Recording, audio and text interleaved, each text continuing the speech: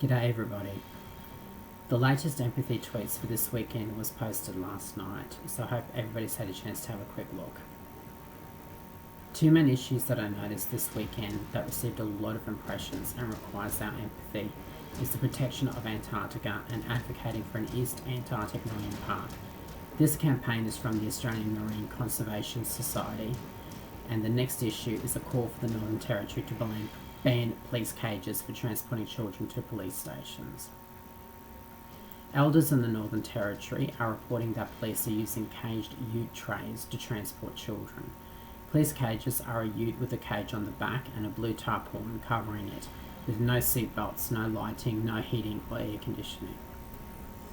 Amnesty campaigners have consistently fielded reports from Northern Territory community members of their children being locked up and driven around in police cages for more than 5 hours. They're thrown around in the cage, they suffer in the heat. Treating children like this is against international standards. Transporting people in motor vehicles without seatbelts is against Australian law. Click on the empathy tweets in the Basic Ausbiz Info New Beginnings Tumblr blog. I've signed the petition and demand the Northern Territory stop transporting children in police cages, and I would urge you to please do the same. Last year, Australia, France and the European Union and thousands of supporters around the world stood together to support Antarctica and its incredible Adelie penguins by advocating for an East Antarctic Marine Park.